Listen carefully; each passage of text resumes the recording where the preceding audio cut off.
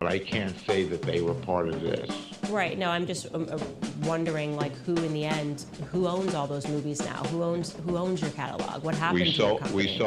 We sold the catalog to a company called Be-In, you know what I mean, which is owned by the Qatari government. We sold the other part of the library to a company called Spyglass and Lantern, which is owned by the Saudi Arabian. There are not many times that you're going to see Candace Owens stutter for her life, and boy, oh boy, it's a gift from God when it does happen. Look, she's so eloquent, she's so capable, but she clearly has an agenda, and it's becoming more and more clear every single day that this is an anti-Semitic agenda, okay? She'll call me out and say things like anti-Semitism can't be a mutating definition and all of her claims to fame, but the reality is as such, she wants to penalize the Jews and she wants to be controversial and she wants to be the front and center, which is why she's currently trying to figure out if Harvey Weinstein is not actually a convicted felon. Now, I am no court, I am no judge, and I do not know, and I think that the evidence against him was overwhelmingly harsh. But right now, because of facts going on with a mistrial and things that they didn't do exactly accurate in the first trial,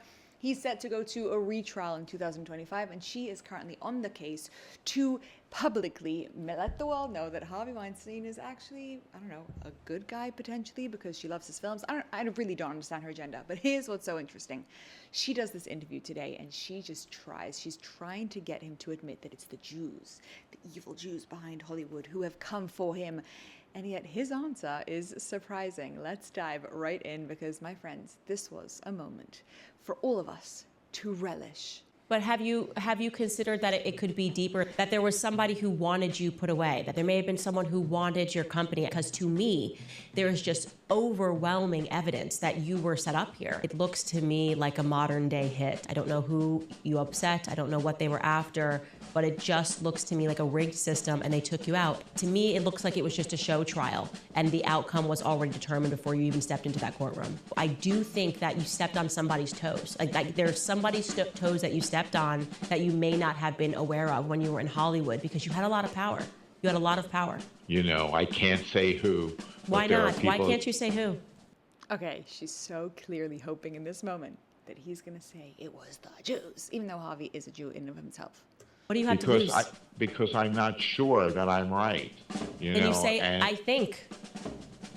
Maybe. I really want to push you on this point, Harvey, because I think it's very significant. I mean, you had the greatest movies that were in Hollywood. You had a lot of power, and I'm wondering if there was anybody in Hollywood that you may have been fighting with at that time.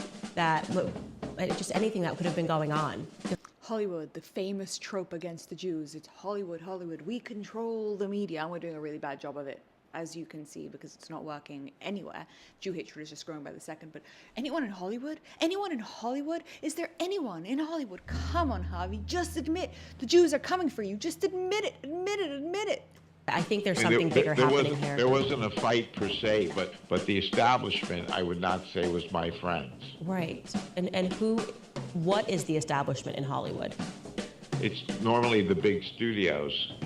What is the establishment? Is it the Jews? But I can't say that they were part of this. Right. No, I'm just wondering, like, who in the end, who owns all those movies now? Who owns your catalog? What happened to your company? We sold the catalog. Who did you sell it to? Was it the Jews? To a company called Be-In, you know what I mean, which is owned by the Qatari government, and we sold the other part of the library to a company called Spyglass and Lantern, which is owned by the Saudi Arabian Watch her face, guys. Watch her face. Government. Very interesting. I'm asking these questions because my investigation into this isn't going to stop. Okay, isn't going to stop. And also, let's quickly shut this down because you just announced that Qatar and Saudi Arabia might be the ones behind this. Now, do we know? Is this allegations? What does this mean? We don't yet understand. But if you've been listening to anybody rational on all of the topics at the moment who have been speaking about the propaganda attempt to take down the West, it is clear that so much of the funding is coming directly from Qatar, and they're admitting to it, they've announced it, and so many people are claiming things that maybe potentially Candace or Tucker Carlson are also being funded by the likes, but she is just hoping, and the reality is, as such, he admits that it is Qatar and Saudi Arabia, radical Islamic countries, who are the ones who bought the films. Again, do we know what that actually means? No, we don't. But is that a very clear indication of that maybe potentially it is not the Jewish people who are behind the manipulation of America, manipulation of the West, but rather it is countries like Qatar and Saudi Arabia who have a dream of radicalizing the world into an Islamic massive state? That's what they want. They want this country, they want this world, they want everybody to become Muslim, to be under the gods of Islam or whatever it is that they believe in. This is such an amazing piece to watch Candace stat flabbergasted. And yes, she might continue on her Harvey Weinstein thing to try and prove he's innocent, or in my opinion, to just try and get more and more and more attention as she does another controversial thing. Just more controversy everywhere that she can. She goes for the most extreme opinion to gain those clicks, to get that clickbait, to do what she needs to do to stay the forefront as the person who is the one really exposing. And I think that is the shame of Candace Owens, because she did such a good job at the beginning explaining and exposing Black Lives Matter. She was so clear to everybody that she sees something. She sees the reality of what's going on, and she was able to expose it.